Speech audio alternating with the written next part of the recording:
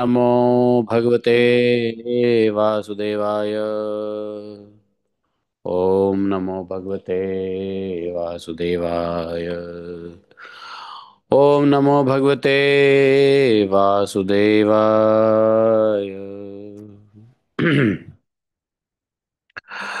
ओम नमो भगवते वासुदेवाय। ओम नमो भगवते वासुदेवाय। ओम नमो भगवते वासुदेवाय। ओम नमो भगवते वासुदेवाय। नारायणं नमस्कृत्यं नरं चैव नरोत्तमं देवीं सरस्वतीं व्यासं ततो जयमुदीरे। नष्टप्रायस्वभद्रेषु नित्यं भागवत सेवया भगवतीरुत्तम श्लोके भक्ति भवते नैष्ठिकी। ॐ जन्मान्धस्य त्वन्वयादितरतः चार्थे स्वः विज्ञाश्वराट् तेने ब्रह्महृदादिकवये मुह्यन्ति यत् सूर्यः तेजो वारिमृदां यथा विनिमयो यत्र तिसर्गं मृषाम् धाम्ना सदा निरस्तकुहकं सत्यं परमं धीमहि। धर्मः प्रोजितकैतवत्र परमो निर्मत्सराणां सताम् वेद्यं मातृवस्तु शिवदं तापत्रयोन्मूलनं श्रीमद्भागवत महामुने कृते किं वा परमेश्वरः सद्यो हृदयप्रदत्त कृतभे शुश्रूषिततत्क्षणात् निगमकल्पतरोर्गलितं फलं सुखमुखादद्रवितसंयुतं पिबत भागवतं रसमालयं मुहुरः रसिका भुवि भावुकाः।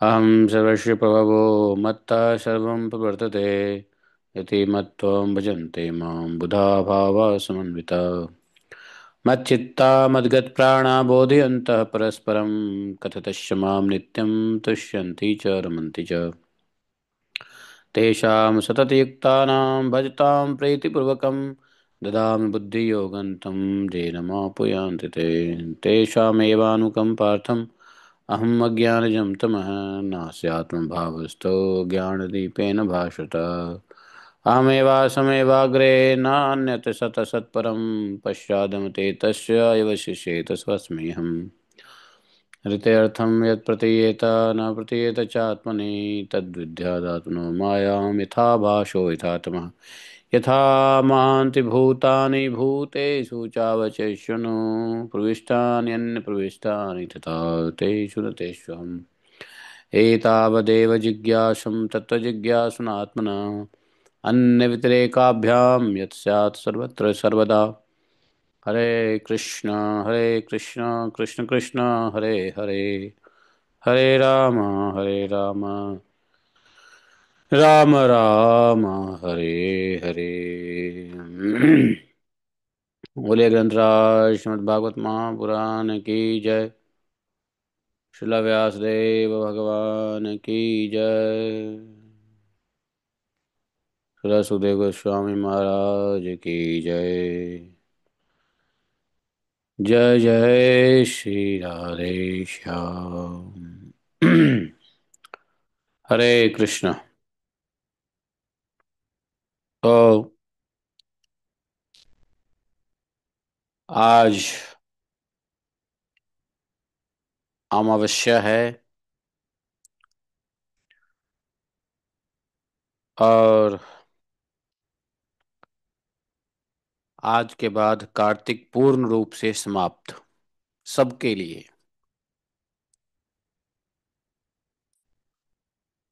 उडुपी में भी कार्तिक आज समाप्ति हो जाएगी मेरे ख्याल से, वहां पर मठों में नहीं। आज अंतिम दिन होगा उन लोगों का है। तो आज क्या विशेष होगा वहां? विशेष अभी दीपोत्सव होगा, देखना पड़ेगा जाके शाम को। और तो उन लोगों में भीष्म पंच वगैरह नहीं मनाते? नहीं नहीं, वो नहीं मनाते। और मोदी जी आ रहे हैं 28 को, तो काफी वहाँ तैयारी।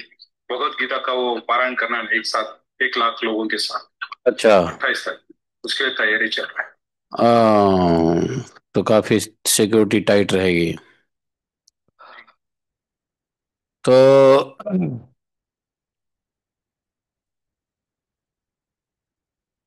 तो उडुपी कृष्णा में आज कार्तिक दीपोत्सव का अंतिम दिन होगा। वैसे पूर्णिमांत हम लोगों के लिए तो मार्गशीर्ष चल ही रहा है, जो आधा मार्गशीर्ष पूरा भी हो गया। बाकी 15 दिन रह गए मार्गशीर्ष के। आज भागवतम 2 बार होगा। एक तो हम लोग का, और एक 9:30 बजे से आईसीएफ ग्रुप में। क्या बोलते हैं आईसीएफ ग्रुप को? इनर कॉन्सियस फोरम, ऐसा है क्या? आईसीएफ ग्रुप में भी आज भागवतम है 20 तारीख को, 9:30 से 10:30, जो अंग्रेजी माध्यम में होगा, इंग्लिश मीडियम। वो लोग अंग्रेजी में ही प्रेफर करते हैं इसलिए। लेकिन फिर भी हम लोग अपना तो करेंगे ही। और अरे सुनो, इंग्लिश का फोर्थ कैंटो निकालना जरा, क्योंकि वो चौथे चौथे कैंटो का है वो, आज का उधर का था। तो फोर्थ कैंटो निकाल के रखो। हाँ। तो हम लोग अपना भागवतम करेंगे ना, 9:30 बजे, तो काफी लेट है। 1 2 में देखो, 27 चैप्टर किस में है? ये कौन सा है? हिंदी वाला है क्या? ऊपर 27 चैप्टर पार्ट 2 में होना चाहिए। आज हम लोग के भागवतम में 27वां अध्याय, सप्ताशीतितमो अध्याय है। ये वेद स्तुति है। वेद स्तुति को आरंभ कर ही देते हैं। वेद स्तुति जो भगवान को कर रहे हैं, वेद ही पढ़ने के बराबर है। और वेद जो स्वयं भगवान को प्रार्थना कर रही हैं, हैं? तो वो हम लोग आज पढ़ेंगे। कल तक शुतदेव जी, ब्राह्मण, और नीचे मत रखो,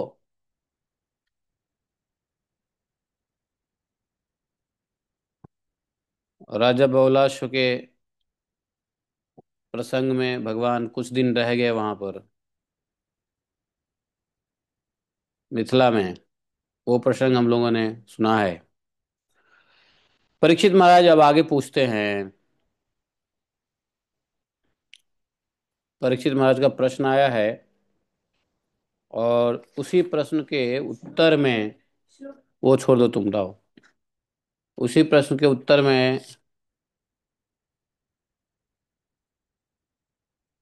ये सब वेद की स्तुति होगी। ब्राह्मण ब्राह्मण्य निर्देश्ये निर्गुणे गुणवृत्तयः कथं चरन्ति श्रुतयः साक्षात् सदसतः परम्।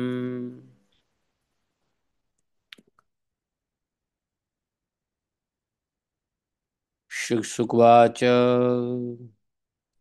बुद्धि इन्द्रिये मनः प्राणान् जनानां सृजत प्रभुः मात्रार्थं च भवार्थं च आत्मने अकल्पनाय च सैषा ह्युपनिषद ब्राह्मी पूर्वेषां पूर्वजैधृता श्रद्धया धारयेत्तदयस्तां क्षेमं गच्छेद किंचन। अत्र ते वर्णयिष्यामि कथां नारायणान्विताम्। नारदस्य च संवादं ऋषेः नारायणस्य च।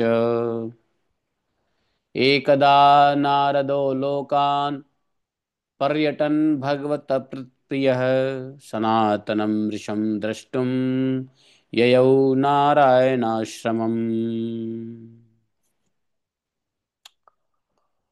ॐ अज्ञानतिमिरान्धस्य ज्ञानाञ्जनशलाकया चक्षुरुन्मीलितं येन तस्मै श्रीगुरवे नमः। श्रीचैतन्यमनोविष्ठं स्थापितं येन भूतले स्वयं रूप कदा मह्यं ददाति स्वपदान्तिकम्। वन्देऽहं श्रीगुरोः सुत्पत्कमलं शीघ्रोन् वैष्णवांश श्रीरूपं साग्रजातं सहगण रघुनाथान्वितं तं सजीवं साद्वैतं सावधूतं परिजनसहितं श्रीकृष्णचैतन्यदेवं श्रीराधा कृष्णपादान् सहगणललिता श्रीविशाखान्वितांश्च। हे कृष्ण करुणा सिंधो दीनबंधु जगतपते गोपेश गोपिका कांतम राधाकांतम नमोस्तुते। तप्त कांचन गौरांगी राधे वृंदावनेश्वरी वृषभानुसुते देवी प्रणमामि हरिप्रिये। वाञ्छाकल्पतरुभ्यश्च कृपा सिन्धुभैव च पतितानां पावनेभ्यो वैष्णवेभ्यो नमो नमः। जय श्री कृष्ण चैतन्य प्रभु नित्यानंद श्री अद्वैत गदाधर शिवासादि गौर भक्तवृंद। हरे कृष्णा कृष्ण कृष्ण हरे हरे हरे राम हरे राम राम राम हरे हरे। हरे कृष्णा कृष्ण कृष्ण हरे हरे हरे हरे राम राम राम हरे हरे।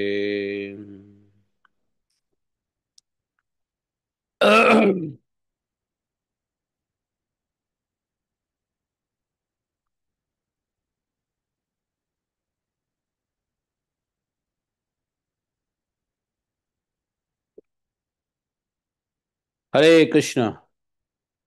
तो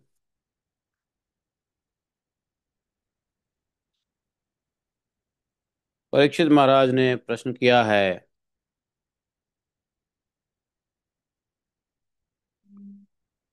कि भगवान ब्रह्म कार्य और कारण से, ब्रह्म जो है, ब्रह्म परमात्मा कृष्ण बोले कार्य और कारण से तो सर्वथा परे हैं। और तीन गुण जो है, तीन गुण वो उसमें तो है ही नहीं। रज सत सत रजतम। और मनवाणी से संकेत रूप में भी उनका निर्देश नहीं किया जा सकता। इतना अनकंसीवेबल है। अनकंसीवेबल है, इनकंसीवेबल। करेक्ट क्या है? इनकंसीवेबल। तो बोले दूसरी ओर समस्त श्रुतियों का विषय गुण ही है। वे जिस विषय का वर्णन करती हैं श्रुति, तो भगवान जो है वो विषय से ऊपर है, गुण से ऊपर है, कार्य कारण से ऊपर है। विषय होता है तो कार्य कारण होता है, जब कार्य कारण होता है तो गुण होता है।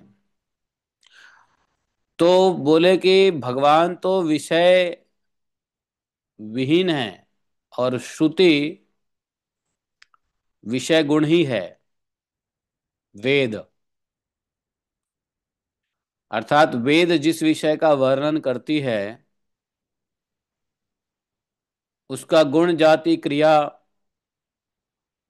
का ही निर्देश करती है। विषय का प्रकार, विषय की जाति, विषय का गुण, विषय का विपाक विषय का, प्रभाव विषय का, क्रिया, ये सब वेद वर्णन करती है। तो जो वेद विषय में डूबी हुई है, अर्थात सगुण है, और ब्रह्म निर्गुण है, गुणमयी वेद निर्गुण ब्रह्म का प्रतिपादन किस प्रकार करती है, ये जिज्ञासा हुआ है। परीक्षित महाराज का यह जिज्ञासा है, सगुण वेद निर्गुण ब्रह्म का प्रतिपादन कैसे करती है, क्योंकि निर्गुण वस्तु का स्वरूप तो उनके पहुंच के परे हैं।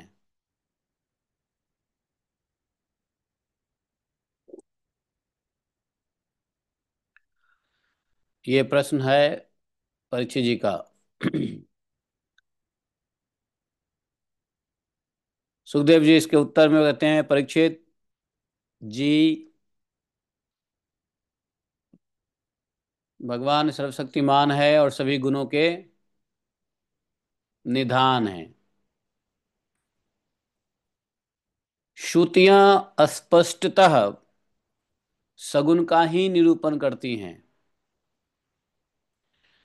लेकिन सगुण के निरूपण में जो वेद सगुण का निरूपण करती है, अगर उस सगुण के निरूपण में यदि आप तात्पर्य निकालोगे तो निर्गुण ही निकलता है। निरूपण तो सगुण की करती है, लेकिन उसका विचार करेंगे तो समझ में आएगा कि वह सगुण निर्गुण ही निकलता है। विचार करने के लिए ही भगवान ने जीवों के लिए बुद्धि, इंद्रिय, मन और प्राणों की सृष्टि किया है। भगवान ने बुद्धि, मन, इंद्रिय, प्राण की सृष्टि क्यों किया है? प्राण की क्यों आवश्यकता थी?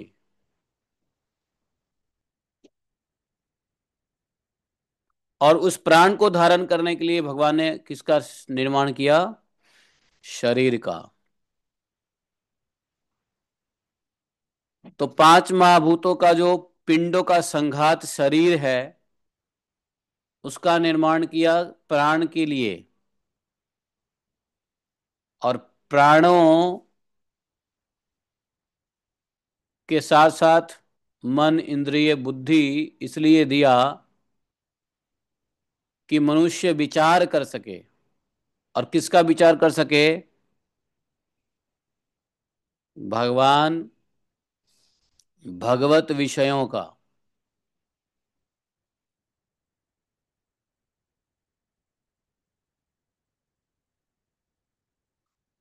तो इस शरीर का उद्देश्य क्या हो गया? इस शरीर का उद्देश्य हो गया भगवत विषय के ऊपर विचार, ब्रह्म अथार्थो ब्रह्म जिज्ञासा। ब्रह्म विचार के लिए शरीर का निर्माण हुआ है कुल मिला के।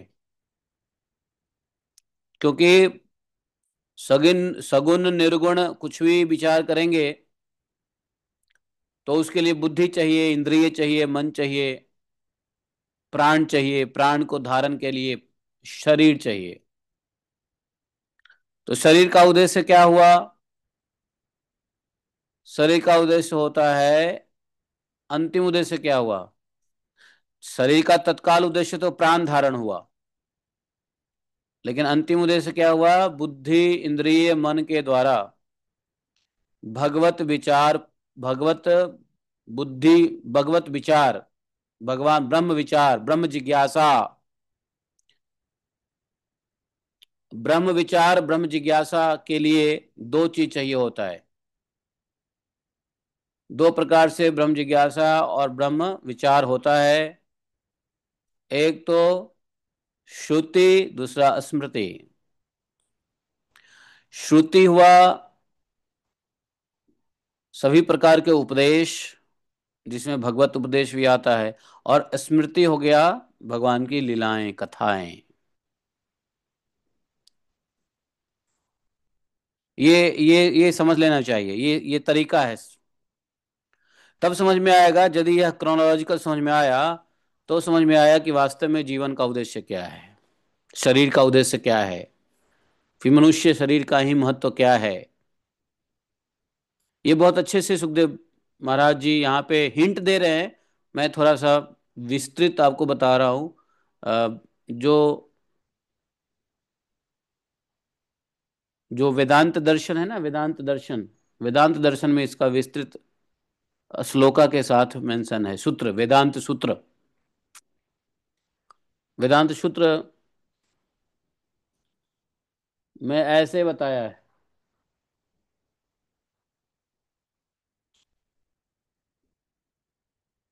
तो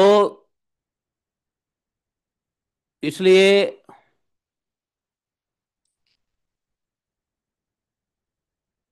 ये श्रुतियां क्या है, वेद है, जो वास्तव में सगुण का निरूपण करती है।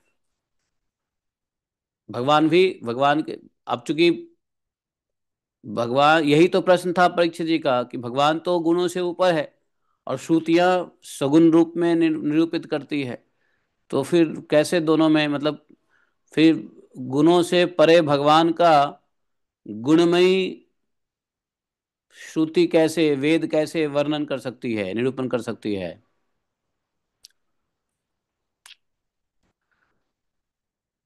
तो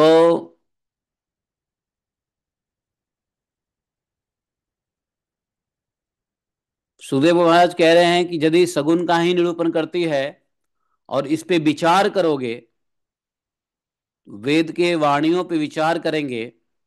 पहले तो विचार करने के लिए दो चीज होती है, एक तो समझ में आना चाहिए वेद, दूसरा समझाने वाला होना चाहिए। तो समझाने वाला हो वेद के ज्ञानी, और दूसरा समझने वाला हो। और जब वेद समझ में आए तब वेद पे विचार हो। भाई जब भाषा समझ में आएगा जब तो भाषा पे विचार होगा। और विचार जब करेंगे तो निर्गुण तात्पर्य जो है, निर्गुण निकल जाएगा कि भगवान कैसे निर्गुण है।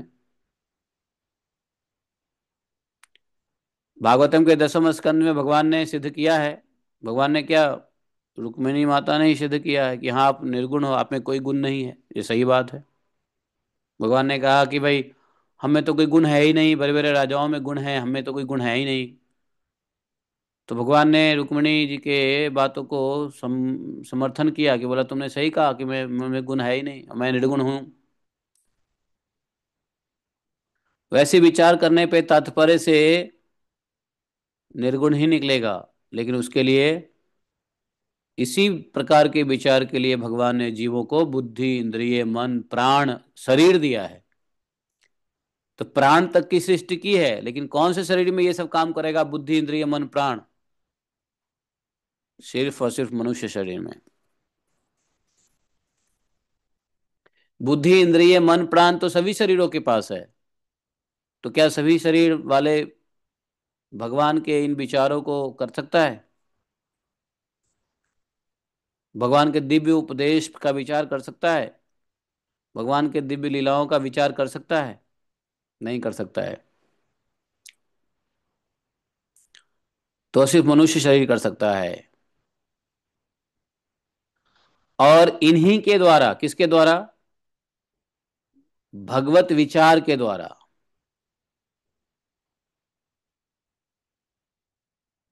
भगवत विचार के द्वारा क्या होगा? वे स्वेच्छा से क्या करते हैं? अर्थ, धर्म, काम अथवा मोक्ष का अर्जन कर सकते हैं। किसके द्वारा? इन्हीं के द्वारा, बुद्धि, इंद्रिय, मन और प्राण के द्वारा।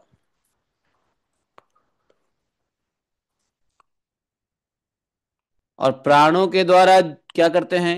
जीवन धारण करते हैं। इंद्रियों के द्वारा क्या करते हैं? श्रवण, मनन करते हैं, इंद्रियों के द्वारा नहीं। और बुद्धि के द्वारा क्या होता है? बुद्धि के द्वारा निश्चय होता है। बुद्धि निश्चय करेगी, इंद्रिय उसका मनन, श्रवण करेगा। नहीं, इंद्रियां श्रवण करेगा, मन मनन करेगा, बुद्धि निश्चय करेगी, इसलिए श्रवणम, मननम और निधि ध्यासनम। निधि ध्यासन का मतलब यही होता है, बुद्धि के द्वारा निश्चय करना कि यह हमें करना ही है, यह सत्य है, यह हमें जीवन में उतारना है, इसको निधि ध्यासन कहते हैं। शास्त्र की बातों को श्रवण किया, मन के द्वारा मनन किया, बुद्धि को द्वारा उसको टिक किया कि हमें यही सत्य है और इसी को हमें धारण करना है, इसी को हमें प्रैक्टिस करनी है, निश्चय किया अर्थात व्यवहार में लाया। ये बुद्धि का काम है। मनन, मन का काम है मनन करना, और इंद्रियों का काम है श्रवण करना। अब श्रवण आंख से भी होता है, श्रवण कान से भी होता है, श्रवण जितनी भी ज्ञान इंद्रियां हैं, ज्ञान इंद्रिया जिससे ज्ञान होता है वो सब श्रवण में आता है।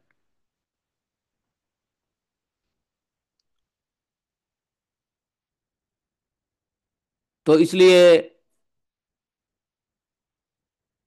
जब बुद्धि निश्चय कर लेता है तो उस वेद के तात्पर्य निर्गुण स्वरूप का साक्षात्कार हो सकता है। इसलिए वेद सगुण का प्रतिपादन करने पर भी वास्तव में निर्गुण परक ही है।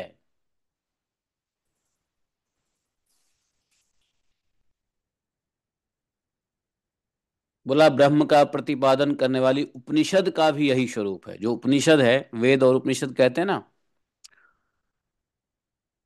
वो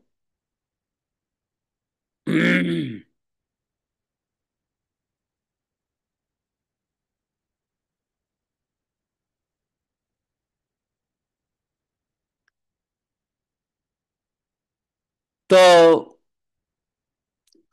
सैषा ह्यू उपनिषद ब्राह्मी पूर्वेशाम पूर्वजैधृता श्रद्धया धारयेद यस्ताम क्षेमम गच्छेद किंचना। देखो, वेद की ये जो चैप्टर है ना, इसको समझने के लिए बड़ी सावधानी से थोड़ा एक्स्ट्रा बुद्धि और ज्ञान लगाना पड़ेगा। बहुत अति साधारण से यह चैप्टर समझ में नहीं आने वाला। वेद स्वयं स्तुति कर रही हैं। जिस वेद के पीछे बड़े बड़े विद्वान पागल होते हैं वेद को समझने के लिए, और वो स्वयं जब भगवान को स्तुति कर रहे हैं, तो उसको समझना बहुत आसान तो नहीं होगा। इसलिए ध्यान पूर्वक समझना पड़ेगा। अभी दो श्लोक हुआ नहीं है, इतनी सारी बातें निकल के आ गया है। आगे पूरे 50 श्लोकों की स्तुति है वेद की। तो क्या होने वाला है? तो इसमें बहुत सारे टेक्निकल शब्द भी आएंगे।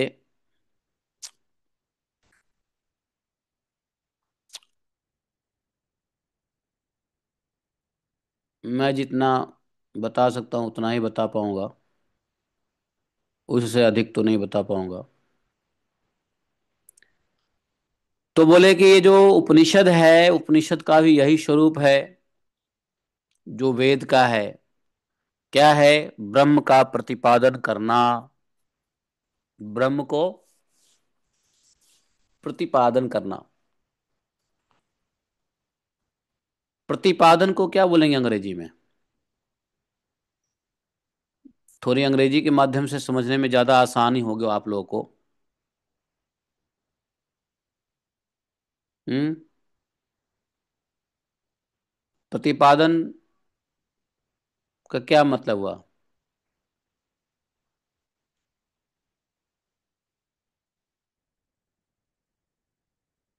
क्या बोलेंगे प्रभु अंग्रेजी में प्रतिपादन को? ब्रह्म का प्रतिपादन करने वाली उपनिषद का यही स्वरूप है। वैसे आप कह सकते हो एस्टैब्लिश, लेकिन एस्टैब्लिश तो होता है जब कोई चीज पहले से नहीं होती, आप उसको बनाते हो, है कि नहीं? एस्टैब्लिश उसको कहते हैं। लेकिन यहाँ ब्रह्म तो पहले से ही है, सिर्फ उसका प्रतिपादन करते हैं। तो प्रति एस्टैब्लिश, समझ गए? एस्टैब्लिश वह वर्ड है जो पहले नहीं होता है, आप बना देते हो। जैसे कोई संस्था नहीं है, आपने बना दी तो आपने एस्टैब्लिश कर दिया, है ना? लेकिन लेकिन यहां तो ब्रह्म पहले से है, एस्टैब्लिश कर दिया। तो इसको रिसर्च कह सकते हो, रिसर्च। ब्रह्म का रिसर्च करने वाली उपनिषद भी यही स्वरूप है, रिसर्च। पहले से ही है। दोबारा से सर्च उपनिषद करते हैं।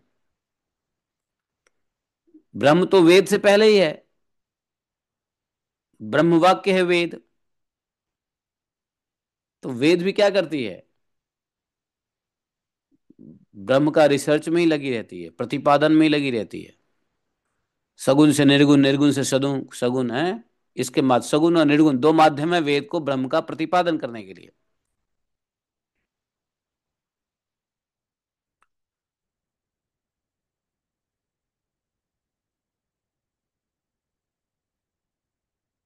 तो रिसर्च करती है उपनिषद भी, यही स्वरूप ब्रह्म का रिसर्च करती रहती है, प्रतिपादन करती रहती है। इसे पूर्वजों के भी पूर्वज सनक आदि ऋषियों ने आत्मनिश्चय के द्वारा धारण किया है। सनक आदि ऋषियों के बाद, और जो भी मनुष्य इसे श्रद्धा पूर्वक धारण करता है, वह बंधन के कारण समस्त उपाधियों अनात्म भावों से मुक्त होकर अपने परम कल्याण स्वरूप परमात्मा को प्राप्त हो जाता है।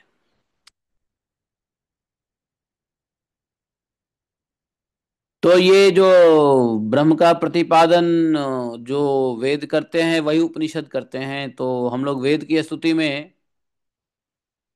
अगर हम श्रद्धा पूर्वक इसी वेद की स्तुति को पढ़ लें तो काम बन सकता है। इस विषय में सुखदेव गोस्वामी महाराज एक कथा सुनाते हैं। एकदा नारदो लोकान पर्यटन भगवत प्रिया। एक बार नारद जी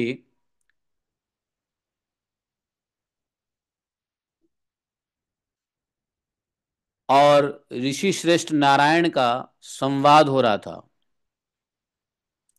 तो नारायण और देवर्षि नारद, इन दोनों के बीच के संवाद की गाथा है, अर्थात कहानी है। एकदा नारदो लोकान पर्यटन भगवत प्रिय सनातनम ऋषि दृष्टम ययौ नारायण आश्रमम।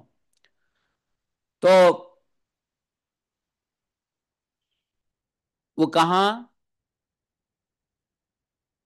कहाँ पर, भारतवर्ष में बद्रीनाथ, भगवान नारायण मनुष्यों के कल्याण के लिए, यहाँ लिखा हुआ है यो वै भारतवर्षे, भारतवर्ष में अस्मिन क्षेमाय स्वस्थ नृणाम धर्म ज्ञान समोपेताम कल्पदाम स्थितस्तपः। तप कर रहे हैं स्थित होके, कहाँ, किस लिए, धर्म ज्ञानोपेत,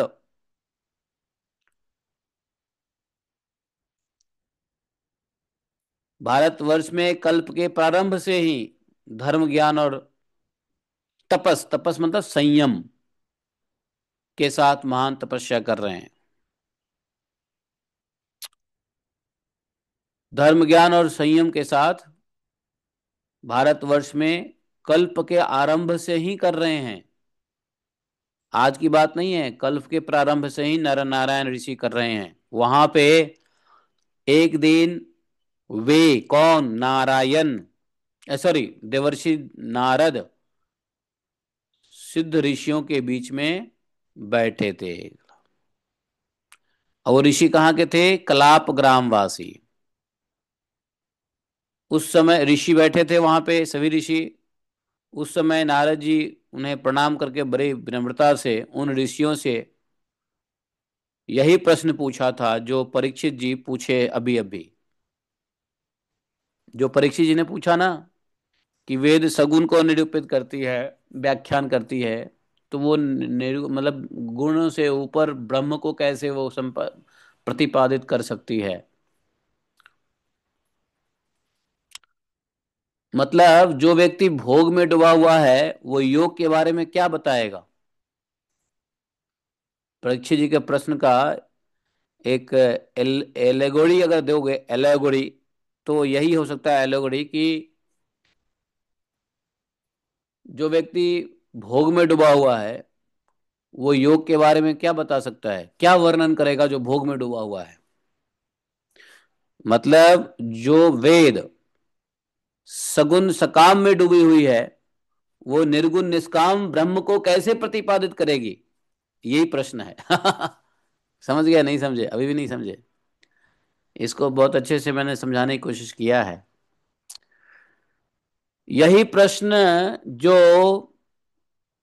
तुमने पूछा है, अर्थात परीक्षित जी ने पूछा है, नारद जी ने भी उन कलाप ग्रामवासी सिद्ध ऋषियों से पूछा है।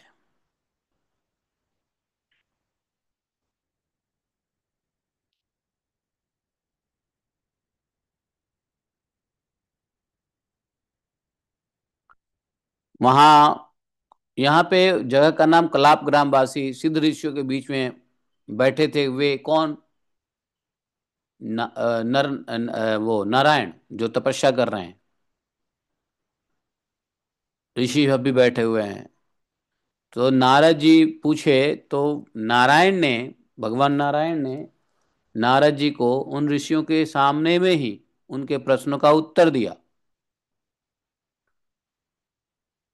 तो भगवान ने कहा, यहाँ श्री भगवान उवाच का मतलब है नारायण भगवान ने कहा, जो नर नारायण तपस्या कर रहे हैं। स्वयं भुव ब्रह्म क्षत्रम जनलोके अभवत पुरा, तत्र स्थानम मानसानाम मुनीनाम ऊर्ध्वरेतसाम। नारायण जी बोले, भगवान नारायण बोले कि देखो नारद, प्राचीन काल की बात है। एक बार जनलोक में वहां रहने वाले ब्रह्मा के मानस पुत्र, जनलोक में रहते हैं सनक सनंदन सनत कुमार, ब्रह्मा जी के मानस पुत्र है, नैष्टिक ब्रह्मचारी सनक सनंदन सनातन और सनत कुमार। ये परम ऋषियों का ब्रह्म सत्र, ब्रह्म विषयक विचार या प्रवचन हुआ था। पृथ्वी पे भी लोग ऐसे ब्रह्म सत्र करते रहते थे, ब्रह्म विषयक विचार प्रवचन चलता रहता था। और सनक सनातन ऋषियों के द्वारा तो अन्य अन्य लोक में जहां जाते हैं वहीं पे ब्रह्म विचार सत्र शुरू हो जाता है। नारद जी ने कहा, महाराज, हमारे भैया सनक सनातक ऋषियों ने ब्रह्म सत्र किया और मैं तो वहां था नहीं। मैं किधर गया था, मुझे तो यह बात याद नहीं है। नारद जी ने पूछा होगा नारायण से। मैं गेस करता हूं कि पूछा ही होगा नारद जी ने, क्योंकि नारायण जी स्वयं कह रहे हैं कि तुम उस समय श्वेत द्वीप अधिपति अनिरुद्ध मूर्ति का दर्शन करने के लिए श्वेत द्वीप चले गए थे। श्वेत द्वीपम गतवती त्वयि द्रष्टुम तदीश्वरम। उन भगवान श्वेत, श्वेत द्वीप गतवती, तुम श्वेत द्वीप गए थे। त्वयि द्रष्टुम, द्रष्टुम तद ईश्वरम, मतलब अनिरुद्ध जी के मूर्ति का दर्शन करने गए थे। अनिरुद्ध जी कौन है? अरे भगवान के ही तो अंश हैं अनिरुद्ध जी। और वह अनिरुद्ध जी कौन है? ये चतुष्पदी में चौथा तो अनिरुद्ध ही है। वासुदेव, कौन कौन है? वासुदेव, संकर्षण, और कौन कौन है? हम्म, हाँ, वासुदेव, प्रद्युम्न, संकर्षण, अनिरुद्ध। यस, है ना? तो चार हैं। तो चारों में ये अनिरुद्ध जी हैं। तो अनिरुद्ध जी श्वेत द्वीप के अधिपति हैं। वहां पे उनका सेवा पूजा चलता रहता है। तो श्वेत द्वीप में तुम अनिरुद्ध जी के मूर्ति का दर्शन करने के लिए चले गए थे। तद ईश्वरम, जैसे वासुदेव ईश्वर हैं वैसे अनिरुद्ध, प्रद्युम्न, संकर्षण सब ईश्वर ही हैं। तो श्वेत द्वीपम गतवती त्वयि द्रष्टुम तदीश्वरम, ब्रह्मवाद सुसंवृत्त सुतयो यत्र सेरते। उसी समय ब्रह्म के संबंध में बड़ी सुंदर चर्चा हुई थी, जिसके विषय में श्रुतियां भी मौन धारण कर लेती हैं। मतलब ऐसी चर्चा को सुन करके वेद भी चुप हो जाती है। अरे, क्या ज्ञान है ब्रह्म के बारे में, मेरा ज्ञान तो कुछ भी नहीं है। ऐसी ब्रह्म विषय की चर्चा किया शनक आदि ऋषियों ने कि उसको सुन करके जान करके तो वेद भी चुप हो गई, वेद कुछ बोल ही नहीं पाई। जो वेद ब्रह्म को निष्पाद संपादित करती रहती है, ब्रह्म को निरूपण करने में लगी रहती है, पूरा ब्रह्म, पूरा वेद में ब्रह्म के बारे में सकाम और सगुण तरीके से, तो वो चुप हो गई, चुप चुप थी। श्रुतियां भी मौन धारण की हुई थी। तत्र हायम भूत प्रश्नस्तम मा यमुनो पृच्छसि। तो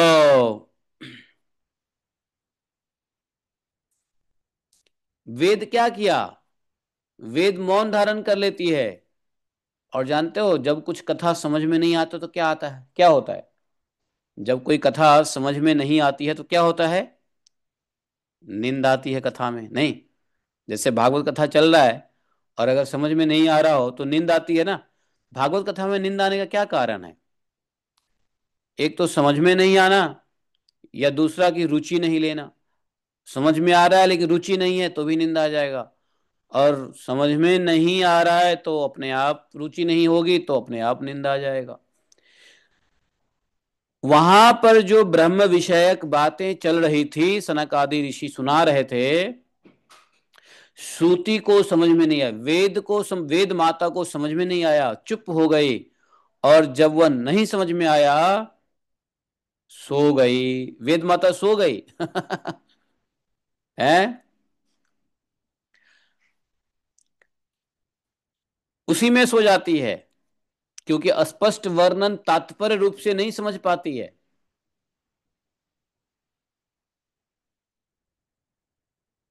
उस समय ब्रह्म सत्र में यही प्रश्न उपस्थित किया गया था, नारद जी जो तुम मुझे पूछ रहे हो। अब देखो, वास्तव में जो प्रश्न परीक्षित जी ने पूछा, उस प्रश्न को किसने पूछा? नारद जी ने नारायण से।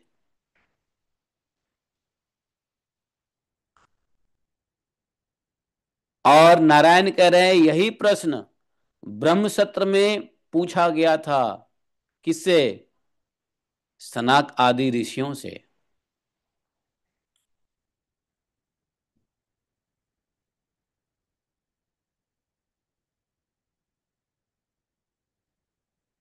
तो ये चार कुमार हैं ना, सनक सनंदन सनातन सनत कुमार। तो चारों भाई ज्ञान तपस्या शील स्वभाव में एक ही थे। ऐसा नहीं है सनक भाई बड़े थे सनंदन छोटे थे तो ज्ञान बड़ा है ज्ञान कम है, नहीं। चारों में बराबर ज्ञान, चारों में बराबर की तपस्या, चारों में एक जैसा शील स्वभाव। समझे? और चारों लोग एक ही गुण को रखने वाले, शत्रु मित्र के प्रति उदासीन। न कोई शत्रु, न कोई, इनके दृष्टि में कोई शत्रु नहीं, कोई मित्र नहीं, हमेशा उदासीन रहने वाला चारों में। फिर भी उन सबने क्या किया? सनंदन जी को वक्ता बना दिया, और तीनों भाई श्रोता बन गए। और तीनों भाई के साथ साथ जनलोक में जितने भी महर्षि बैठे थे वो सब श्रोता बन गए।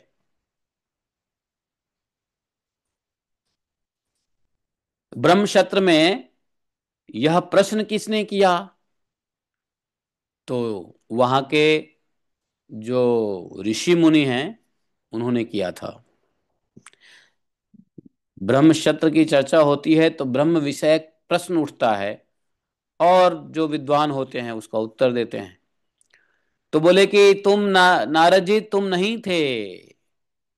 मैं कहाँ गया था? तो तुम अनिरुद्ध जी के दर्शन करने के लिए गए थे श्वेत आदि द्वीप में, उस समय की बात है। अच्छा, ऋषियों ने यह प्रश्न किया था सनक आदि से, सनातन जी ने इसका उत्तर दिया था, सबने सुना था। तो एक ही प्रश्न है, लेकिन देखिए रेफरेंस कहाँ कहाँ से आ रहा है। परीक्षित जी ने जो पूछा वही नारद जी ने पूछा, और वही ब्रह्म सत्र में ऋषियों ने सनक आदि ऋषियों से पूछा। तो सुनो, जो सनकादि ऋषियों ने इस बात को कहा, और जो सनकादि ऋषि कह रहे थे उसमें वेद भी सुन रही थी, लेकिन वेद को भी समझ में नहीं आया, और वेद मौन धारण करके सो गई। कथा में क्या होता है, कथा में आदमी कथा सुनता है, तो जब कोई कथा सुनते हो तो क्या होता है, हाँ जी, जी, जी, नहीं, कोई कहानी सुनाते हो बच्चे को, क्या कहते हैं, बच्चा हाँ हाँ करता है। और जब तक हाँ हाँ करता है तब तक अब जगा हुआ है, और जब हाँ हाँ करना बंद कर दिया, मौन हो गया, तो मतलब सो गया। तो वहां वेद भी बैठी थी, कुछ देर तक तो हूं हूं करती रही, बाद में मौन धारण कर लिया और सो गई। ये मैं नहीं कह रहा हूं, ये नारायण जी कह रहे हैं यहां पे। श्रुतयो यत्र शेरते, सो गए, तत्र हायम भूत प्रश्नस्तम माम यमनु पृच्छसि, जो आपने मुझसे पूछा है यही प्रश्न का जवाब वहां मिलता है। तो बोले, महाराज तो आप हमें बताइए, मैंने तो इस ज्ञान मैंने तो मिस किया इस ज्ञान को। नारद जी बोले, मैं तो इस ज्ञान को मिस किया। देखो यही होता है, जब भागवतम को छोड़ के कहीं जाते हैं तो बहुत सारी ज्ञानें मिस हो जाती है, समझे। बाद में वही प्रश्न करोगे तो कोई दूसरा व्यक्ति कहे, नहीं नहीं नहीं, यह बात पहले हो चुका है, आप नहीं आए थे उस दिन भागवतम में, ऐसा होता है ना, नहीं होता है। ऐसा ही नारद जी के साथ हुआ।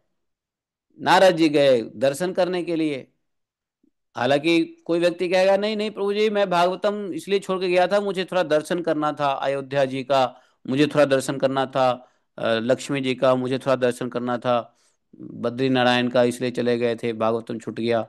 तो ठीक है, दर्शन भी अच्छा है, लेकिन कितनी इंपॉर्टेंट बातें नारद जी से छूट गया। जब नारद जी गए अनिरुद्ध भगवान के दर्शन करने के लिए श्वेत द्वीप, इधर भागवतम चल रही है, वो उधर चले गए, मैटर बहुत इंपॉर्टेंट विषय छूट गया। फिर नारायण जी से पूछते हैं, नारायण नर नारायण में से नारायण बताते हैं कि ऐसा हुआ था। ओ महाराज मुझे बता दीजिए, रिकॉर्डिंग तो है नहीं, वहां पे यूट्यूब रिकॉर्डिंग नहीं रहा होगा, नहीं तो भगवान कहते, अरे रिकॉर्डिंग तो है यूट्यूब में, जाके सुन ले। तू चला गया था तो क्या दिक्कत है, आजकल क्या होता है, जब आप चले जाते हो तो रिकॉर्डिंग है ना रिकॉर्डिंग। रिकॉर्डिंग के चक्कर में लोग भागवतम ही छोड़ देते हैं, लाइव रिकॉर्डिंग है ना, सुन लेंगे। तो उस वहां पे रिकॉर्डिंग नहीं रहा होगा, रिकॉर्डिंग होता तो नारायण कहते कि जा रिकॉर्डिंग सुन ले, हैं यूट्यूब में। नारद जी ने कहा, नहीं महाराज ये तो बहुत गड़बड़ हो गया, चलिए ठीक है, अब आप बता दीजिए ब्रह्म सत्र में क्या बातें हुई। तो जो सनंदन जी ने इसके बारे में उत्तर दिया, वो नारायण सनंदन जी के शब्दों को बोल रहे हैं। सनंदन उवाच, स्वसृष्ट मिदमापीय शयानं सह शक्तिभिः, तदन्ते बोधया चक्रुः तल्लिङ्गैषु तयः परम्, यथा शयानं सम्राजं वन्दीनः तत्पराक्रमैः, प्रत्यूषे अभ्येत्य शुश्लोकैः बोधयन्त्यनुजीविनः।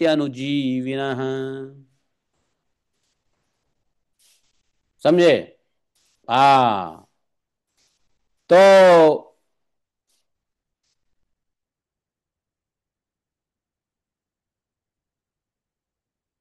सनंदन जी कहते हैं,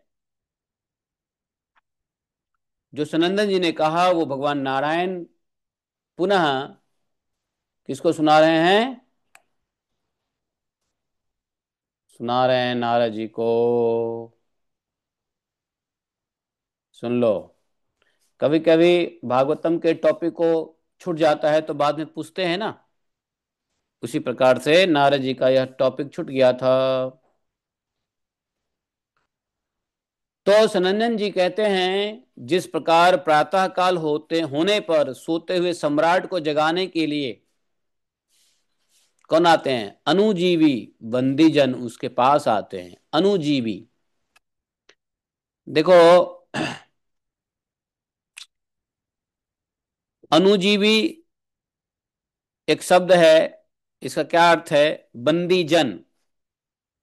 जो बंदी जन होते हैं ना, उनको कुछ सेवा दे दी जाती है। एक तो बहुत क्रिमिनल होता है जिसको जेल में रखा जाता है, लेकिन कुछ ऐसे भी कैदी होते हैं जो बहुत ही सीवियर क्रिमिनल नहीं होते हैं, अपराधी होते हैं। उनको सिर्फ बंदी बना लिया जाता है। तो बंदी बनाने में क्या होता है? उनको सेवा दे दी जाती है कि तू ये सेवा कर। तो राजा लोग कुछ बंदी जनों को क्या करते हैं, ड्यूटी देते हैं कि तुमको राजा को जगाने की ड्यूटी है। जानते हो, कुछ बंदी लोगों का ड्यूटी लगता था, राजा का तुम बाथरूम साफ करेगा। राजा लोग अपने हाथ से अपनी टट्टी नहीं साफ करते थे। तो वहां पे ऐसा व्यवस्था होता था, ऐसे बाथरूम राजा के लिए बनते थे कि राजा बैठता था और राजा के पीछे दीवार में कुछ होल होते थे, जिसमें बंदी लोग हाथ लगा के राजा के पिछुआरे को धोते थे। जानते हो? ये सब बात नहीं जानते होगे आप लोग। राजा लोग को अपने, जैसे आजकल तो अपने टट्टी नहीं धोते ना लोग बाग। वो आता है, क्या आता है, फुशेट आता है, उसे स्टार्ट करो, ट्र सफाई हो जाती है। जब पहले ये सब व्यवस्था नहीं थी तो कैसे सफाई होती थी? ऑटोमेटिक मशीन था नहीं सफाई करने वाला है। तो पहले राजा लोग क्या करते थे? राजा लोगों की व्यवस्था होती थी, बंदी जन लोगों का ड्यूटी होता था कि दीवार के पीछे हो जाएगा, उस समय में घंटी बजेगी या कुछ ऐसा सायरन साउंड जाएगा कि राजा आ गए बाथरूम में। वो बंदी लोग क्या करेगा, इंतजार करेगा, है कि नहीं? राजा कुछ साउंड करेगा तो बंदी जन वो दीवार के छेद से हाथ लगाएगा और राजा जी का बाथरूम साफ करेगा। वो बंदी लोगों का काम होता था। और फिर जब राजा उठ के निकल जाते नहाने धोने, तो बंदीजन जाके फिर उसको फ्लश करता, उसको सफाई करता। ये सब किसका काम था? बंदीजन का काम होता था। तो अलग अलग प्रकार की जो सेवाएं होती थी, निष्कृष्ट सेवाएं, उत्कृष्ट नहीं, निष्कृष्ट सेवा, ये बंदीजन को दिया जाता था। हैं? तो इसको कहते हैं ऐसी सेवा करने वाले, और उनको उसके बदले थोड़े से मुद्राएं दी जाती थी और भोजन पानी मिलता था। रहने के लिए तो मिलता था बंदीजन को, साथ में भोजन पानी में थोड़ी सी आजादी थी बस। तो इसको बोलते हैं अनुजीवी। अनुजीवी अर्थात उनके ऊपर डिपेंड रहने वाला। मोदी जी ने कहा था ना, आंदोलन जीवी। आंदोलन जीवी, कुछ लोगों का धंधा आंदोलन से ही चलता है। तो जैसे आंदोलन जीवी है, मधु मोदी जी के सरकार में कुछ आंदोलन जीवी हैं, वैसे ही राजाओं के समय में अनुजीवी बंदीजन होते थे, जिनका जीवन ही चलता था उस निष्कृष्ट सेवाओं से। तो जिस प्रकार सुबह के समय सम्राट को उठाने के लिए, सम्राट मतलब राजा नहीं, राजाओं का भी राजा, सम्राट को उठाने के लिए बंदीजन उसके पास आते हैं, और उसका क्या काम होता है कि सम्राट के पराक्रम के बारे में गायन करो। हैं? कैसे उठाएगा? ऐसे नहीं उठाएगा, राजा जी उठिए, महाराज उठिए, सम्राट जी उठिए, नहीं, गीत गाएगा, सुयस का गान करेगा, सम्राट के पराक्रम का गान करेगा। वैसे ही जब परमात्मा अपने बने हुए संपूर्ण जगत को अपने में लीन करके अपनी शक्तियों को सहित सोए रहते हैं, तब प्रलय के अंत में श्रुतियां उनका प्रतिपादन करने वाले वचनों से उन्हें इस प्रकार जगाती है। देखो, श्रुतियां, वेद को, वेद क्या करती है? जब भगवान सो जाते हैं अपने में पूरी जगत को लीन करके, अपनी शक्तियों के सहित अर्थात माया शक्ति के सहित जब सो जाते हैं भगवान,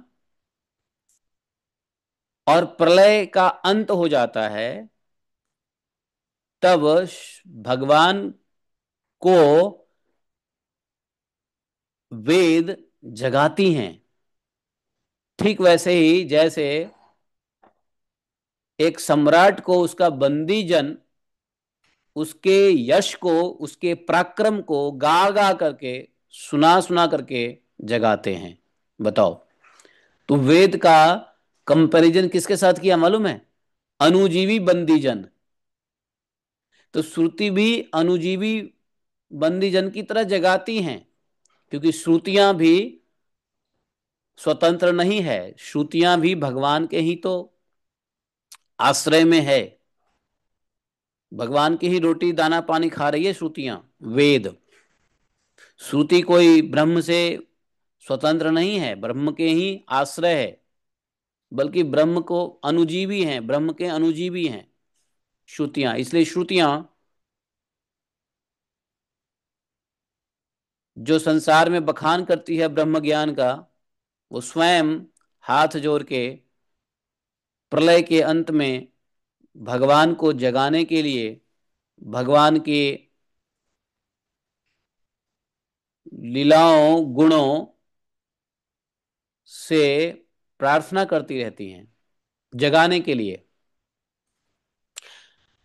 तो यहीं पर बात आता है कि कैसे कैसे जगाती है, क्या कहती है श्रुतियां, क्या कहती है भगवान को जगाने के लिए। तो यहां पे बताया है वेद स्तुति। इसलिए इस चैप्टर का नाम पड़ा था वेद स्तुति। समझे? ये वेद स्तुति कैसे हुआ, उसकी हिस्ट्री समझ गए? ऐसे हुआ। अब वेद जो स्तुति करती है उससे प्रश्नों का उत्तर मिल जाएगा। ऋषियों के प्रश्न का उत्तर मिल जाएगा सनातन महाराज से। नारद जी के प्रश्न का उत्तर, उसी प्रश्न, वही सेम प्रश्न, नारद जी का प्रश्न मिल जाएगा उत्तर नारायण भगवान से। और उसी प्रश्न का उत्तर परीक्षित जी का भी है, वही प्रश्न तो सुखदेव गोस्वामी के माध्यम से मिल जाएगा। और इस बात को नैमिषारण्य के बैठे हुए ऋषियों को भी ज्ञान हो जाएगा, और सुत गोस्वामी के मार्फत हम लोग को भी ज्ञान होने वाला है। ये पूरी भागवतम एक्चुअली सुत गोस्वामी सुना रहे हैं, जो उन्होंने अपने कानों से सुखदेव गोस्वामी के मुंह से सुना है परीक्षित जी के साथ साथ। ऐसा है ना? तो प्रश्न एक है, लेकिन उत्तर कितने महापुरुषों को मिल रहा है। नहीं? जबरदस्त बात है ना? अब सुनो। श्रुतया, श्रुतियां कहती है, श्रुतयः उवाच उवाच ऊचुः, श्रुतयः ऊचुः जय जय जय हि जामजित दोष गृभीत गुणाम तमसि तदात्मना समरुद्ध समस्त भगः। आज अग जग दोक साम अखिल सत्यावबोधक ते क्वचिद जयात्मना च चरतो अनुचरत निगमः। ये श्लोक थोड़ा सा बड़ा टफ है, डिफिकल्ट श्लोक है। मीटर देना, इस श्लोक में मीटर देना बड़ा टफ है। हमने कोशिश किया है, मैं भी परफेक्ट नहीं हूं मीटर देने में, क्योंकि ये वेद का श्लोक है। श्रुति कहती है, तो श्रुति क्या कहती हैं सुनो। श्लोक कैसा भी मीटर हो, लेकिन इसका तात्पर्य हिंदी भाषा में समझिए। अब यहां से, वास्तव में अब यहां से वेद का स्तुति शुरू हुआ है, श्लोक का संख्या 14 से। समझे? इस पे श्रीधर स्वामी महाराज की जब टीका हम लोगों ने पढ़ा था, तो उसमें भी उस टीका को पढ़ने में आनंद आया था। भूल गए हैं यह अलग की बात है।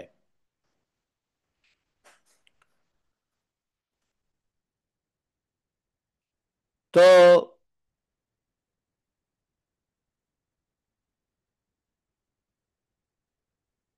श्रुतियां कहती हैं कि हे अजित, अजित, भगवान को अजित कहते हैं, आप ही सर्वश्रेष्ठ, आप पर कोई विजय प्राप्त नहीं कर सकता, आप ही सर्वश्रेष्ठ हैं। आपकी जय हो, जय हो, जय जय जय ही। हम्म, जय जय जय ही जाम अजित, दोष गृभीत गुणा। आप स्वभाव से ही समस्त ऐश्वर्यों से पूर्ण हैं, इसलिए चर अचर प्राणियों को फंसाने वाली माया का नाश कर दीजिए।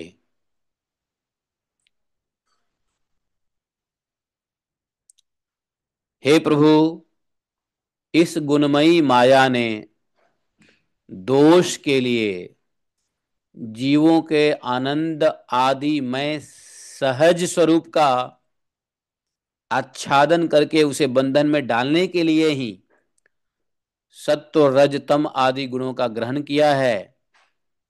जगत में जितनी भी साधना, ज्ञान, क्रिया आदि शक्तियां हैं, उन सब को जगाने वाले आप ही हैं, इसलिए आपके मिटाए बिना यह माया मिट नहीं सकती। इस विषय में यदि प्रमाण पूछा जाए तो आपकी श्वास भूता श्रुतियां ही, अर्थात मैं, हम ही प्रमाण हैं। भगवान के किस अंग से वेद निकलती है? हाँ, भगवान के कौन से अंग से वेद निकलते बताओ? नहीं पता? किसी को नहीं पता? श्वास से।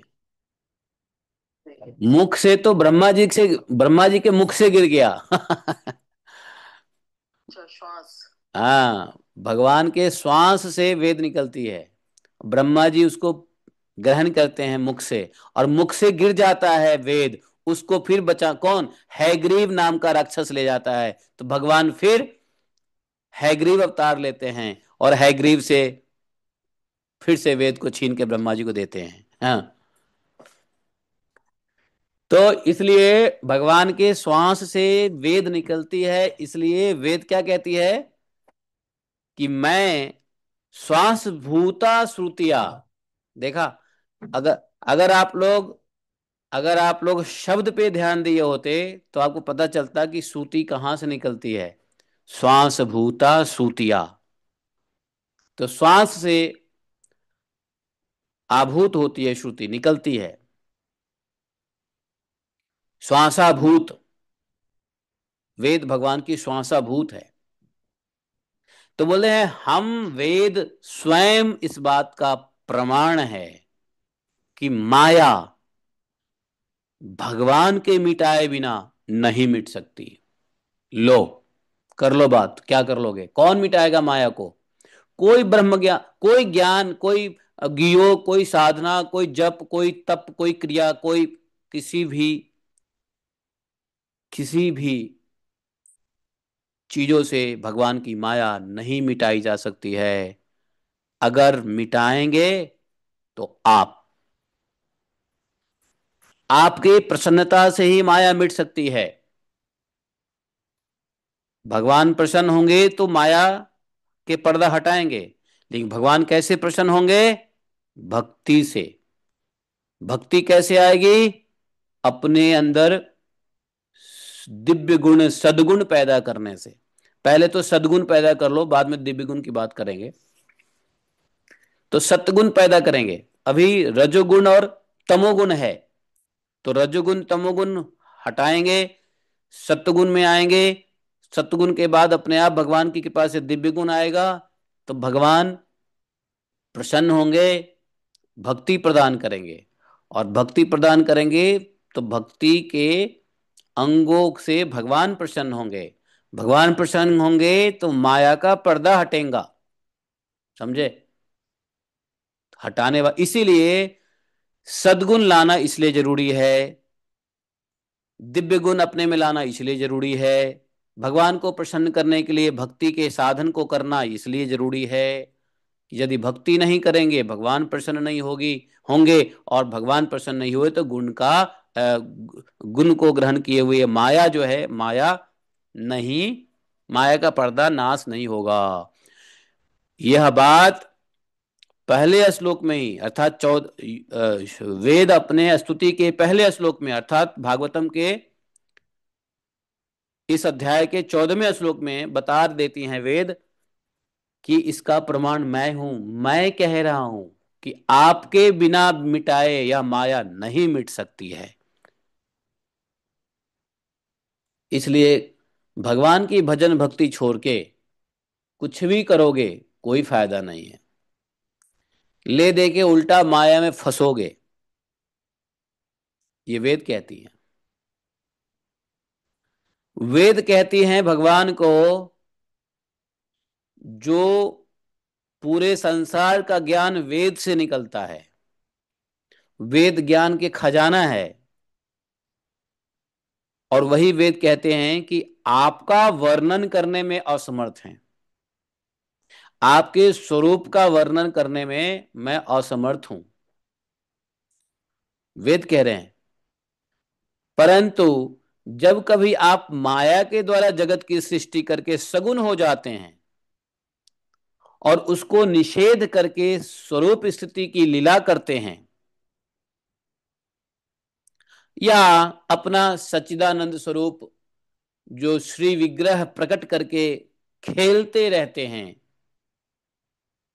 तभी हम थोड़ा सा आपका वर्णन करने में समर्थ होती हैं। देखा।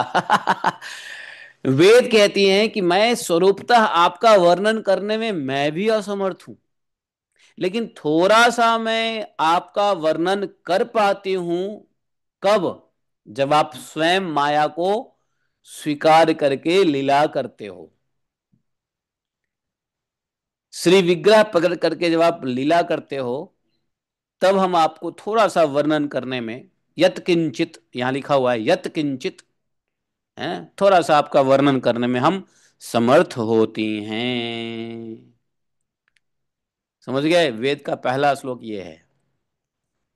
तो अर्थात जब भगवान निर्गुण रहते हैं, निरंकार रहते हैं, तो वेद भी नहीं समझ पाती है भगवान को, वेद भी भगवान को नहीं वर्णन कर पाती है। वेद कहती हैं जब आप माया के द्वारा सृष्टि की रचना करते हो, अर्थात आप सगुण हो जाते हो। जब भगवान सृष्टि की रचना करते हैं तो सगुण हो जाते हैं, सृष्टि की रचना से पहले निर्गुण रहते हैं। तो जब आप सगुण हो जाते हो और श्री विग्रह से प्रकट होते हो, खेल करते हो, क्रीड़ा करते हो, लीला करते हो, तब हम यत्किंचित आपका थोड़ा सा वर्णन कर पाती हैं, वरना मैं भी I am not able to glorify you. ऐसा कहते हैं। कहने का क्या तात्पर्य है कि जब हम ही नहीं कर सकते हैं तो कोई जीव क्या करेगा? है, ब्रह्मा जी भी नहीं कर सकते हैं वर्णन भगवान का। क्यों? क्योंकि ब्रह्मा जी को जो ज्ञान हुआ जिस वेद से, वो वेद ही नहीं सक्षम है ब्रह्म को वर्णन करने में, ग्लोरीफाई करने में। जब भगवान सृष्टि के प्रलय करके कल्प हैं, अपने में जब समीट लेते हैं, तो वेद भी नहीं समझ पाती है। वेद तो हाथ जोड़ के सिर्फ भगवान को प्रार्थना करके जगाने की कोशिश करती है। उसी कोशिश में पहला श्लोक ये कहा गया है।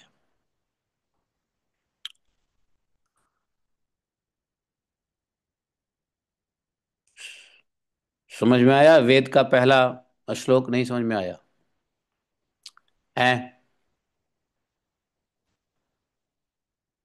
तो दूसरे श्लोक में समझो। मैं थोड़ा सा धीरे धीरे चल रहा हूं क्योंकि समझना जरूरी है। हाँ, दूसरा श्लोक कहते हैं कि बृहद उपलब्धम एतत तव अंत्यवशेषतया यत उदयास्तमौ विकृते मृदि वा विकृततात अत ऋषयो दधुः त्वयि मनोवचना चरितम कथम यथा भवन्ति भुवि दत्तपदानि नृणाम। वेद माता कहती है, वेद माता है, ठीक है ना, वेद पिता नहीं है, वेद माता है। वेद माता कहती है कि भगवान, इसमें संदेह नहीं कि हमारे द्वारा ही इंद्र वरुण आदि देवताओं का भी वर्णन किया जाता है, और लेकिन हमारे सारे मंत्र, वेद के सारे मंत्र या सभी मंत्र के दृष्टा ऋषि जो प्रतीत होने वाले इस संपूर्ण जगत को ब्रह्म स्वरूप ही अनुभव करते हैं, क्योंकि जिस समय यह सारा जगत नहीं रहता उस समय आप ही बचे रहते हो। इसलिए वेद के मंत्र दृष्टा ऋषि संपूर्ण जगत को ब्रह्म स्वरूप ही देखते हैं। जब कुछ नहीं रहता है तो आप ही ब्रह्म रहते हो, जब कुछ हो जाता है तो भी ऋषि लोग आपको ब्रह्म स्वरूप ही देखते हैं। कैसे देखते हैं? तो वेद माता बोली, जैसे मिट्टी का घटपट, घटपट मतलब मिट्टी की बनी हुई, क्या मिट्टी का बनता है ना, क्या बनता है, घड़ा, प्याला, कसोरा। कसोरा जानते हो, मिट्टी का कसोरा है। सरवा, मिट्टी का सरवा नहीं जानते हो? ये सब गांव में पैदा हुए लोग जानते हैं। जब मिट्टी का जब घड़ा बनता है ना, तो ऐसे घड़ा जिसके मुंह थोड़े चौड़े होते हैं, तो उसको ढकने के लिए सरवा का यूज होता है, सरवा। हैं, ढकते हैं ना, घड़ा को ढकते हैं ना, एक छत वो होता है, गहरा सा एक होता है, ढक देते हैं, कोई कीड़ा मकोड़ा ना जाए, तो उसको सरवा कहते हैं। तो घड़ा, सरवा, घटपट, तो उसको वो हुआ पट, और नीचे जो घड़ा होता है तो घट कहते हैं, घटपट, घड़ा और सरवा। उसको यहाँ पे शराब शब्द लिखा है, शराब, और उसको हिंदी में कहते हैं कसोरा, लेकिन हमारे मिथिला में कहते हैं शरवा। ये बहुत बचपन में हम लोग जब जाते थे ना, कुम्हार के यहाँ जब घड़ा उड़ा खरीदने के लिए, तो छठ पूजा होता था ना, तो छठ पूजा में घड़ा उड़ा खरीदते थे, तो घड़ा खरीदने जाते तो उसमें सरवा मिलती है, सरवा दो, घड़ा के साथ सरवा दो। तो यही कसोरा होता है, जिसको प्याला कह लो, मिट्टी का प्याला। है, शहर की भाषा में मिट्टी का प्याला, कटोरा। कटोरा नहीं होता है बल्कि कसोरा होता है, जिसको शराब कहते हैं, घटपट कहते हैं। तो जैसे घटपट जो होता है वो मिट्टी से उत्पन्न होता है और मिट्टी में ही लीन हो जाता है, उसी प्रकार संपूर्ण जगत की उत्पत्ति और प्रलय आप से होती है और पुनः आप में ही जाके मिल जाता है। तो जब आप नहीं होते हैं तो ब्रह्म रूप में आप ही होते हैं। इसलिए जो ऋषि लोग हैं हमारे, वेद के मंत्र दृष्टा ऋषि, वो पूरे जगत को, अर्थात आप माया जगत को जब फैला देते हो, सृष्टि कर देते हो, तो जगत को भी ब्रह्म ही समझते हैं। वो आपको सकाम नहीं समझते, सॉरी, सगुन नहीं समझते, सगुन नहीं समझते, वो आपको निर्गुण ब्रह्म ही समझते हैं, क्योंकि सब कुछ निर्गुण ब्रह्म से निकला है। तो बोले कि,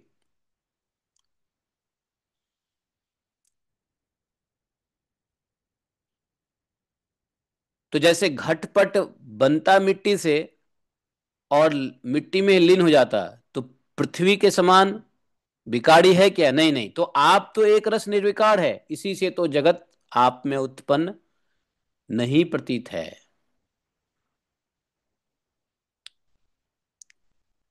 तो अगर हम घटपट की बात करते हैं, मिट्टी के बने हुए बर्तन की बात करते हैं, तो वास्तव में मिट्टी का ही वर्णन करते हैं, नहीं? अगर मान लो कहो कि अरे ये घड़ा बहुत अच्छा है, तो घड़ा बहुत अच्छा है, ये तो बना दिया गया, लेकिन है किस चीज का? मिट्टी का। तो वर्णन तो मिट्टी की हो रही है, लेकिन अप्रत्यक्ष रूप से वर्णन हो रही है। घड़ा को कोई व्यक्ति कहे कि यह घड़ा बहुत अच्छा है, यह मृदंग बहुत अच्छा है, तो मृदंग किससे बना है? मिट्टी से बना है। तो वास्तव में प्रत्यक्ष रूप से देखो तो मृदंग की बड़ाई हो रही है, मृदंग का प्रशंसा हो रहा है, लेकिन अप्रत्यक्ष रूप से मिट्टी की प्रशंसा हो रही है, क्योंकि मृदंग मिट्टी से बना है।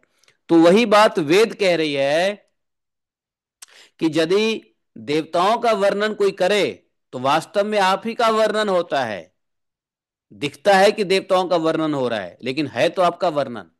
इसलिए भगवान भी गीता में कहते हैं कि अन्य देवी देवताओं की पूजा मेरी ही पूजा है। क्यों? ब्रह्म रूप से मैं ही हूं। अब समझ में आया? भगवान ने गीता में इसी को समझाया है कि अन्य देवी देवता की पूजा ते अपि माम यज्ञन्ते अविधि पूर्वकम।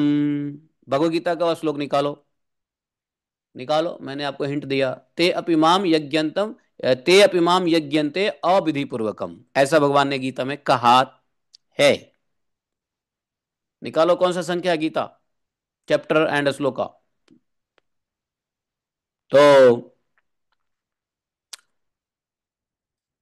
उस श्लोक भगवान गीता के उस श्लोक को समझने के लिए यहां वेद का यह श्लोक यदि समझ लोगे तो वो भी समझ में आ जाएगा।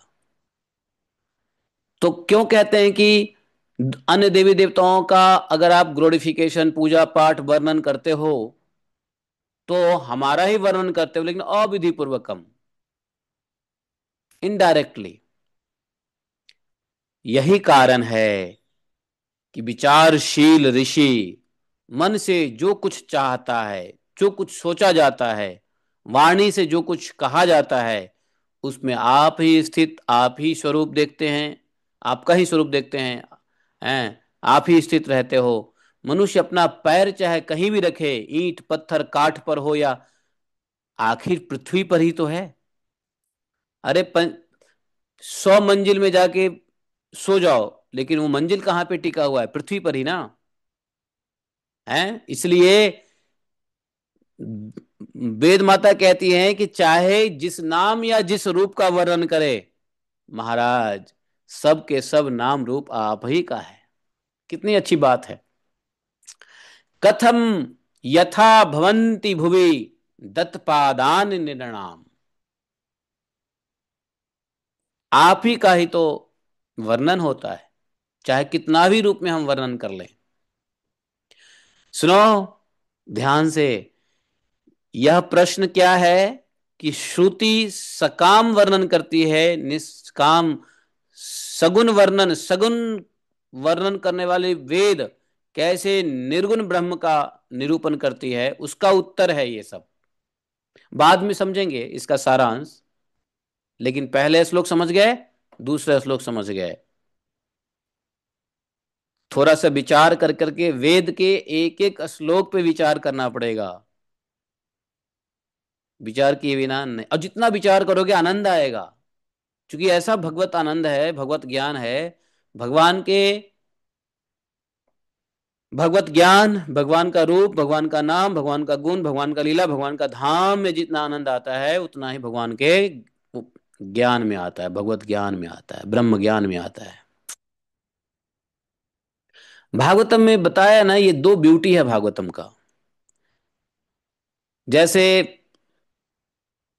एक महिला दाएं साइड में एक ब्यूटी चुआ ले, बाएं साइड में ब्यूटी चुआ ले, नहीं, वैसे एक साइड ही ब्यूटी काफी रहता है, लेकिन कभी कभी भगवान कृष्ण के तो दोनों साइड ब्यूटी रहते हैं। घुंघराले घुंघराले बाल कितने अच्छे लगते हैं। भागवतम के अंदर में ये दो ब्यूटी है। भागवतम यदि भगवान है, भगवान ही है भागवतम, तो भगवान के दो ब्यूटी क्या हैं? उसको ब्यूटी कहते हैं ना। अरे वो जो बाल नीचे लटका लेते हैं उसको क्या बोलते हैं? महिलाएं ज्यादा अच्छे से जानती हैं, ब्यूटी कहते हैं ना, क्या बोलते हैं उसको? है, हाँ हिंदी में लट कहते हैं, संस्कृत हिंदी में लट कहते हैं। अरे लट लटका, वो लट क्यों लटकाते हैं लोग? सब बांध के रखते हैं सारा केस, एक लट लटका देते हैं, कारण क्या है? आपने टीवी उवी में देखा होगा, सास बहू की टीवी उवी में देखा होगा कैसे एक लट लटका देती है, किस लिए? थोड़ा सा दिखने में अच्छा लगता है, नहीं? तो भागवतम में भी ऐसे ही लठ हैं ब्यूटी के लिए। वो क्या है? एक तरफ ब्रह्म ज्ञान और दूसरा तरफ ब्रह्म लीला। भगवत ज्ञान और दूसरा भगवत लीला। ये दो ब्यूटी हैं भागवतम के। दोनों में उतना ही आनंद आता है। दसम स्कंद भगवान की लीला है, और बाकी के 1 से 9, 1 से 9 और 11वां स्कंद भगवान के भव्य दिव्य उपदेशात्मक ज्ञान है। नहीं, दोनों का आनंद हम लोग, इसलिए मैं कह रहा हूं कि अब जो भागवतम हम लोग शुरू करेंगे, 2026 मॉडल भागवतम है। दिनेश प्रभु कहाँ गए? चले गए क्या दिनेश प्रभु? गौन? यही है दिनेश प्रभु, कहाँ गए? तो अब जो हम लोग 2026 मॉडल भागवतम करेंगे, उसमें दोनों ब्यूटी को, हर दिन दोनों ब्यूटी को करेंगे। दोनों अलकाएं, दोनों लट, दोनों भागवतम के दोनों लट पढ़ेंगे, ज्ञान का भी और लीला का भी। भागवत ज्ञान भी और भागवत लीला भी। वैसे क्या होता है, सिर्फ ज्ञान होता है नहीं तो किसी दिन लीला होता है। जब लीला का चैप्टर आया तो लीला होगा, ज्ञान का चैप्टर, हालांकि ज्ञान में भी लीलाएं हैं, लीलाएं भी ज्ञान है, दोनों मिला हुआ है। कैसे मिला हुआ है मालूम है?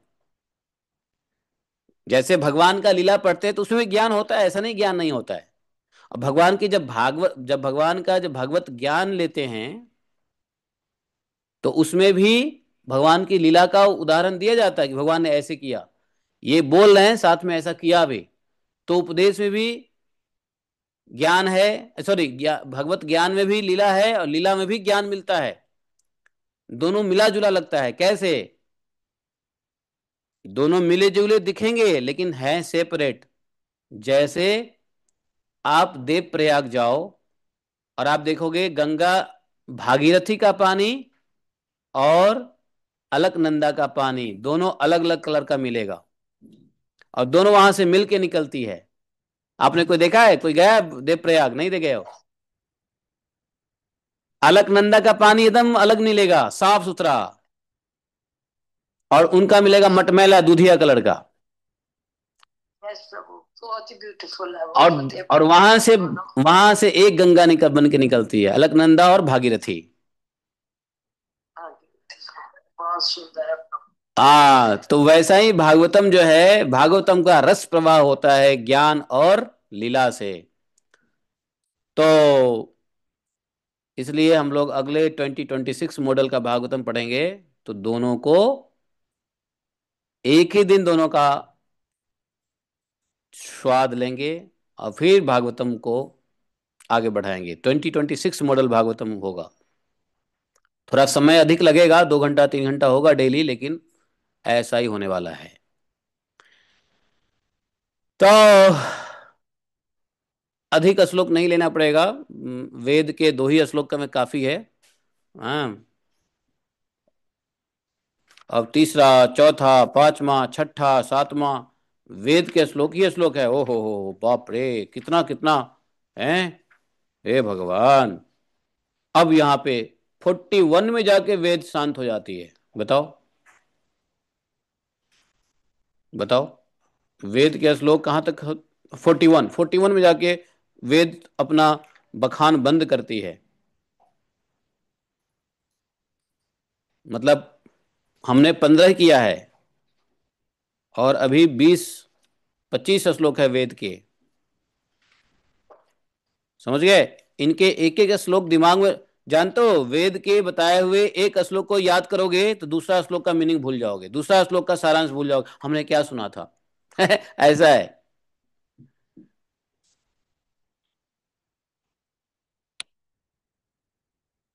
तो अगला श्लोक हम लोग कर लेंगे। आज के लिए इतना ही, विराम करते हैं, 10 मिनट का रेस्ट लेकर के।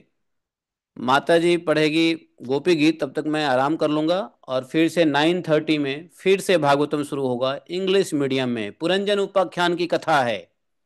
5 श्लोक लेने हैं हमको, चौथे स्कंद के 27वां चैप्टर के 13, 14, 15, 16, 17 श्लोक। वो आईसीएफ वालों के साथ है, इंग्लिश मीडियम में। तो जिनको इंग्लिश आती है समझ में, वो चाहो तो सुन सकते हो, नहीं तो जा भी सकते हो, कोई जरूरी नहीं है। पर हमें सेवा दिया है तो हमको तो बैठना ही पड़ेगा, 11 बजे तक बैठना ही पड़ेगा।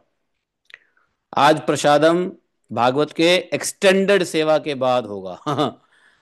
बोले ग्रंथराज श्रीमद् भागवतम की जय। एकम शास्त्रम देव की पुत्र गीतम, एको देवो देव की पुत्र एव, एकम मंतस्य तस्नामानि यानि कर्मापि तस्य दिवस सेवा। तमेव माता च पिता तमेव, तमेव बन्धुश्च सखा तमेव, तमेव विद्या द्रविणं तमेव, तमेव मम सर्वं देवदेवः।